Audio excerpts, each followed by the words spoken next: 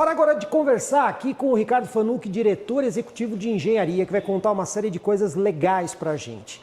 Mas a primeira coisa que eu quero que ele fale é da evolução dos motores 1.0 da GM. O que você pode dizer aqui, Ricardo? Ô Jorge, vamos lá. Aqui você pode ver, a gente colocou 3 motores aqui, motores de entrada ao longo do tempo, e a gente tem desde o Família 1, o famoso motor nosso lá atrás, até o CSS Prime, que é o motor moderno que hoje equipa o Onix, né? E olha que interessante, eu não vou ler o gráfico inteiro, mas você percebe aqui uma evolução muito interessante, por exemplo, do ponto de vista de potência, de geração para geração, tem mais ou menos 50% de ganho de potência. Peso, olha quanto evoluiu em termos de peso, né? Um motor que originalmente lá atrás tinha 95 quilos, 20 quilos a menos hoje no motor que equipa o Onix. Olha a capacidade de processamento, por exemplo, do módulo de controle, gerenciamento do motor DCM. É praticamente 10 vezes mais, né? Então, assim, toda vez que a gente desenvolve um produto novo, seja um motor ou um veículo, a gente está em busca de sempre melhorar a eficiência energética, principalmente no caso de motor, em cada novo projeto. Agora, considerando os carros compactos da GM, esses com motor 1.0, será que eles mudaram bastante em tamanho, Ricardo? Olha só que interessante, né? Aqui a gente tem 3 modelos. Olha que impressionante a variação, principalmente também em tamanho. Olha só, a gente tinha um Classic lá atrás com 4,15 metros aproximadamente e o novo Onix Plus tem 4,47. Olha 0 a 100. Hoje a gente, por exemplo, performances num motor 1.0 turbo que talvez na nossa época, Jorge, a gente via em carros esportivos. Hoje você tem carros fazendo motor 1.0 turbo, no caso do nosso novo Onix, a 10 segundos. Consumo, olha o ganho expressivo em consumo, tanto urbano quanto rodoviário. E principalmente, olha ali embaixo a última linha, no que tange a questão de emissão de poluentes, né? Então, assim, é uma evolução não só do tamanho dos carros, mas à medida que os carros crescem, acho que em contrapartida a um tamanho maior, a gente sempre busca a maior eficiência energética e o menor nível de emissão de componente, né? O que, para um carro maior, é mais difícil de fazer. E uma coisa que ninguém explica, né? Como é que é a taxação do IPI? Bom, Ricardo, vamos lá. Como é que vai funcionar o negócio? Vamos lá, Jorge. O que foi publicado recentemente para o governo a respeito da nova legislação do IPI é o seguinte. Aqui nessa tela a gente tem como era até então, como é até hoje praticamente. Era muito em função da cilindrada dos veículos. Mas como a gente tem mais da metade dos carros hoje no Brasil, no mercado brasileiro 1.0, o governo alterou isso para um conceito mais moderno. Como é que vai funcionar a partir quando entra em vigência a nova regulação do que a gente chama IPI verde? Primeiro, todos os carros de passeio partem de uma base fixa de 6,3%, tá bom? E aí existem vários critérios em várias categorias que a gente chama de bônus ou malus que vão melhorar ou piorar essa taxação base. Vamos dar um exemplo. Então, o carro parte de 6,3. Vamos supor que ele tenha, por exemplo, vamos falar de tecnologia como exemplo e serve para os demais. Mas vamos supor que ele seja um híbrido ou um híbrido leve gasolina. Então, ele parte de 6,3 e, por exemplo, se ele for um híbrido gasolina, ele vai pagar, na realidade, 9,3 de IPI. Porque aqui ele é penalizado em 3 pontos. Agora, vamos usar a mesma referência partindo dessa base? Tá bom, e se for um híbrido flex? Pega, por exemplo, um híbrido flex, na realidade ele tem um desconto em cima daquela taxa base. Então, essa lógica funciona para todos, praticamente para todos os campos em que, ou critérios dessa nova taxação, tá? E isso entra em vigor nos próximos meses. E como é que funciona aqui na parte de potência, reciclagem e segurança? Então, da mesma forma, você tem bônus e malus, você pode perceber que tem tantos valores negativos, ou seja, um desconto em cima da taxa base, ou um valor, ou um pênalti, né? Vamos dizer assim, um malus que a gente chama. Então, por exemplo, a potência você percebe, quanto menor a potência, maior o ganho do ponto de vista de IPI, e o inverso acontece quanto mais cresce a potência.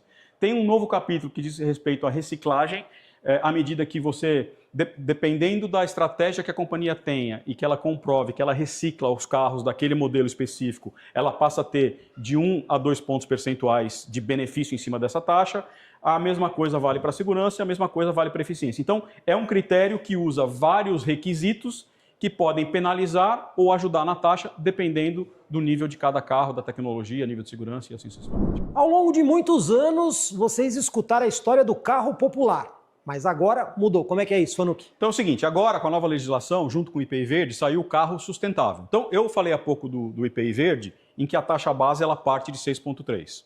No carro sustentável, se o modelo atender requisitos específicos, com um nível de emissão até 83 gramas de CO2 por quilômetro, um índice de reciclabilidade do produto acima de 80%, produção local com conteúdo nacional. Vale ressaltar aqui que mais de 70% do Onix tem conteúdo local. E tem um limite de peso, que nesse caso é de 1.121 quilos. Se o modelo atinge todos esses requisitos, o IPI que base, que é 6.3, ele passa a ser 0 para esses modelos. Tá? E no caso do novo Onix, a gente tem muito orgulho de dizer em que todos os nossos modelos Onix e Onix Plus com transmissão mecânica, transmissão manual, eles se aplicam no conceito de carro sustentável. Agora é hora da gente esclarecer essa história de correia banhada a óleo com todos os detalhes. Mas primeiro, vamos entender o que é uma correia de sincronismo. E aí, Fanuc? Bom, vamos lá. Aqui a gente tem basicamente as 3 tecnologias de correia mais usadas no mercado, né? E na realidade a correia serve para fazer a sincronização dos componentes do motor, do virabrequim conversando lá em cima com a parte superior do motor, válvulas, comando de válvulas e sucessivamente. Então a gente tem a correia dentada seca, a gente tem a corrente de comando e a gente tem a correia banhada a óleo que a gente usa no novo Onix. Agora é importante observar que não existe tecnologia perfeita. Tudo tem vantagem e tudo tem desvantagem, mas vamos entender cada uma delas. Conta pra gente, Ricardo. Jorge, tua pergunta é muito boa e está muito correta. Então, por exemplo, as 3 tecnologias que eu mencionei há pouco, aqui a gente tem pontos negativos e pontos positivos de cada uma delas, né? Então, por exemplo, você pega a correia dentada seca, ela tem um bom nível de ruído, ela tem baixo atrito, porém a durabilidade passa a ser um problema. Você tem que trocar a cada 60 mil quilômetros. Você parte para a corrente de comando, é o inverso. A questão da durabilidade é muito boa, mas ela tem um nível de ruído excessivo. Ela é ruim do ponto de vista de ruído e ela gera maior atrito, o que prejudica do ponto de eficiência energética. Você pega a correia banhada a óleo que a gente tem no novo Onix, no nosso entendimento, é meio que uma combinação dos melhores das outras tecnologias, porque você tem um funcionamento extremamente silencioso, você tem uma eficiência energética, você tem confiabilidade mecânica e mais durabilidade. Lembrando que essa correia tem 240 mil quilômetros de garantia. Uma das questões dessa correia ou corrente de sincronismo é o barulho que ela produz. Vamos entender em detalhes aí, Ricardo? Exatamente. E esse é um dos benefícios que a gente tem na correia banhada a óleo na tecnologia do novo Onix, né? Ela tem um nível de ruído e vibração menor do que as outras tecnologias. E aqui tem um exemplo. Por exemplo, pega nível de ruído ali.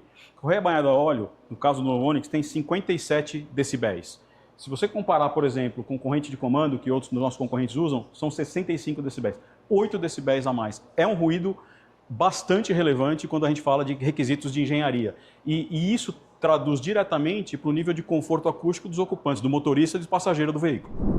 Agora, você sabia que esse componente do motor pode ser responsável, por exemplo, pela economia geral de conjunto? É verdade isso, Ricardo? É verdade. A correia banhada a óleo, ela tem menos atrito e, por consequência, ela tem uma melhor eficiência energética na operação do conjunto do motor. E aqui tem um bom exemplo. Por exemplo, pega o que você, em 60 mil quilômetros rodados, a hora que a gente faz a comparação das tecnologias diferentes, olha o que significa, por exemplo, em 2 anos. São R$2.000 em termos de economia de combustível entre a tecnologia da correia dentada seca ou uma corrente de comando comparada com a nossa correia banhada a óleo do novo Onix. E além disso, por exemplo, também é fundamental a questão do nível de emissões de CO2.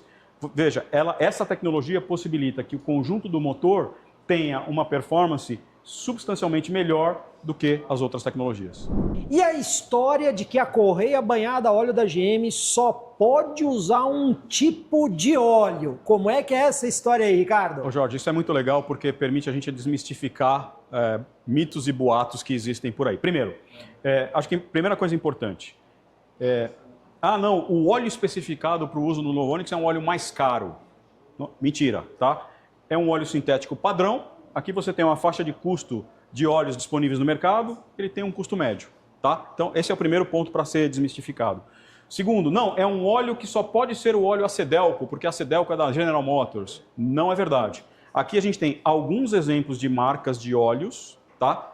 Que também podem ser usados. Você vê que tem a especificação da viscosidade, é um óleo de baixa viscosidade, eu já falo um exemplo aqui na sequência, tá? E chamar atenção para Dexus. Daqui a pouco eu falo um pouquinho do que é o Dexus, mas é super importante. Isso não significa que só o óleo Acedelco está ok. Eu coloquei 4 marcas ali e existem óleos de outras marcas que têm essa certificação, essa classificação Dexus, que desde que tenham a viscosidade especificada para o produto, podem ser usados sem problema. Tá? E o que é essa viscosidade? Então, aqui tem um exemplo visual que eu acho que ajuda a explicar.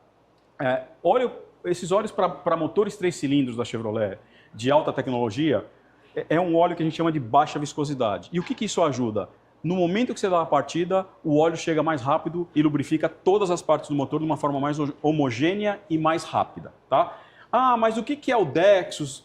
Veja, o Dexus nada mais é do que uma especificação que foi sim criada pela GM, que hoje ela está disponível, como eu já falei, em várias marcas de óleo, e basicamente ela é compatível com motores mais tecnológicos, ela protege, ela tem uma quantidade de aditivos, uma formulação que protege, por exemplo, formação de borra, de sujeira, problemas de pré-ignição, e ela auxilia, né, na redução do consumo de combustível. Então, é uma especificação gerada pela GM, que hoje é de conhecimento do mercado, várias marcas utilizam. Então, não é que a gente só recomenda o Acedelco, ou só pode o Acedelco, ou é mais caro. Isso é mito, é boato, é importante a gente desmistificar isso.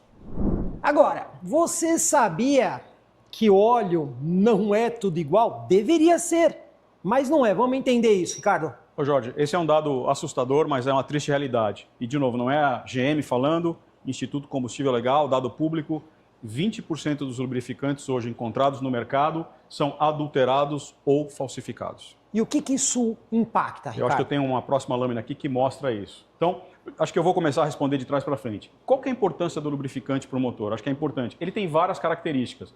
Controle da temperatura de funcionamento do motor, elimina as impurezas, protege contra a corrosão, ele tem papel fundamental na vedação dos componentes do motor e reduz o consumo de combustível e emissões. Então, esse é o objetivo vamos dizer, do lubrificante do motor. E quais as consequências para o seu ponto? Se eu uso um óleo inadequado, ou se eu uso um óleo falsificado, ou se eu uso um óleo ruim, você perde desempenho e durabilidade do motor. Olha que interessante, até 50% da vida útil de um motor, qualquer motor, não estou falando do Onix, qualquer motor, se você usar um óleo ruim fora do especificado, você pode prejudicar a durabilidade. Você pode piorar em até 10% o consumo de combustível e emissão de poluente. Perda de 5% da performance, nível de ruído. Então, é por isso que a gente frisa tanto a importância de se usar o óleo correto e especificado. Ah, mas por que a gente tem que trocar conforme o tempo ou quilometragem? Porque da mesma forma que um óleo adulterado ou falsificado faz mal para o motor, um óleo que excede em muito aquele tempo ou quilometragem especificada para a troca, ele também pode danificar. Por quê? Porque a química se altera com o uso do motor e com o passar do tempo. O lubrificante passa a perder a propriedade que ele foi originalmente projetado ou desenhado. Você tem risco de condensação, de contaminação de componentes e a troca frequente ela age na prevenção de falhas que levariam a alto custo de reparo lá na frente. Então, tudo isso corrobora para a necessidade da gente seguir aquilo que é especificado no manual do proprietário com relação à frequência de troca. Tá? Agora, para o seu ponto, o que pode acontecer? Vou usar um óleo ruim, não vou seguir a recomendação de troca de quilometragem. Quais sistemas podem ser afetados? Gente, sistemas de injeção, de vedação, arrefecimento do motor, catalisador, turbocompressor, válvulas, a correia banhada a óleo, no caso do Onix que a gente está explicando hoje. Então tem vários componentes em que se a gente não segue o óleo especificado ou a frequência de troca, você acaba danificando o motor do seu veículo. E você achando aí que troca de óleo de motor não é algo importante. Mas o que está acontecendo com a correia banhada a óleo da Chevrolet? Porque você vê muita coisa na internet a respeito disso. E agora a gente vai explicar detalhadamente. E aí, Ricardo? Vamos lá, acho que eu agradeço a oportunidade de poder falar sobre isso, né? Antes de falar do que está acontecendo, eu vou dar um exemplo aqui, ó, sobre os Estados Unidos, tá bom? Mais de 750 mil carros vendidos até o momento, com exatamente a mesma correia, o mesmo fornecedor, a mesma composição química da nossa correia, nos Estados Unidos, para diferentes versões, Chevrolet Trax, Chevrolet Trailblazer, Buick Envision, Buick Encore, sem nenhuma repercussão de mídia social, sem nenhuma reclamação, sem nenhum questionamento, sem nenhuma ocorrência. Acho que isso é importante frisar. 750 mil veículos. Pessoal, nos Estados Unidos não tem combustível rabo de galo e nem óleo falsificado. Essas coisas lá dão cadeia, aqui não. Exatamente. Mas e no Brasil? Vamos trazer para a nossa realidade. Mantidas as devidas proporções, e eu acho que é ilustrativo, mas ele representa o que a gente enxerga. No Brasil, a gente identificou casos pontuais de falta de manutenção com a frequência adequada e com óleos fora da especificação. Mas essa aqui, pessoal, é a pergunta de $1 milhão. Chevrolet confia nos benefícios da tecnologia da correia banhada a óleo?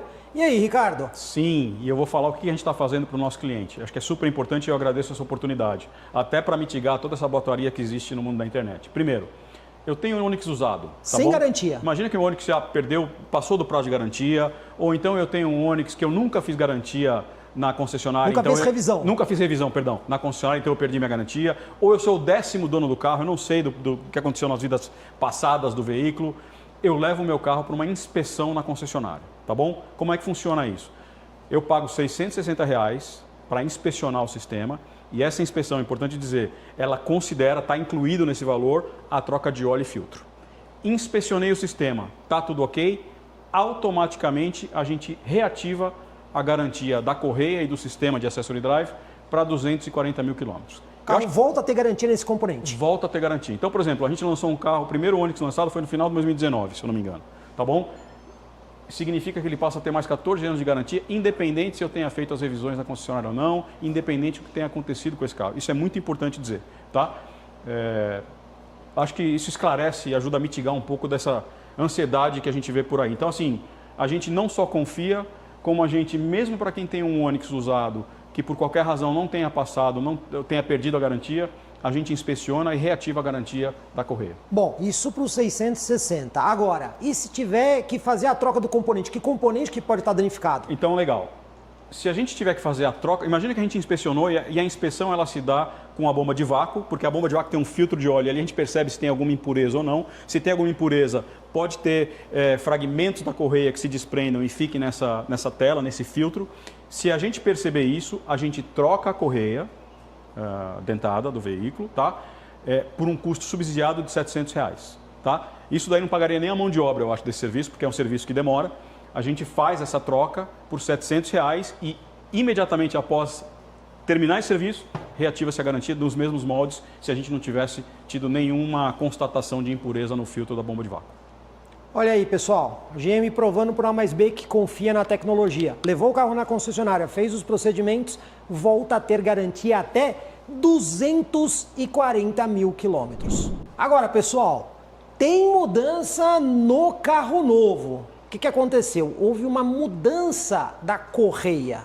Qual é essa mudança? Acho que isso é importante esclarecer também. A gente falou há pouco da quantidade de óleos adulterados ou falsificados no mercado, né? Então, o novo Onix, ele vem com uma nova formulação química na correia, que deixa ela, a gente chama uma nova geração, que deixa ela ainda mais resistente a contaminantes presentes em óleos de baixa qualidade ou fora do especificado. Bom, o que é essas mudanças aí que você tem na correia? Acho que eu tenho um slide que fala aqui, mas de forma simplista, a correia ela é de borracha, é uma borracha sintética, nitrílica hidrogenada, que a gente chama. E quais são as principais mudanças? Tem outras, mas as principais mudanças, ela passa a ser revestida por teflon e reforçada com fibra de vidro. Pessoal, a gente vai ver mais detalhes dessa mudança aqui no vídeo. Mas com todas essas mudanças, e aí? O óleo mudou?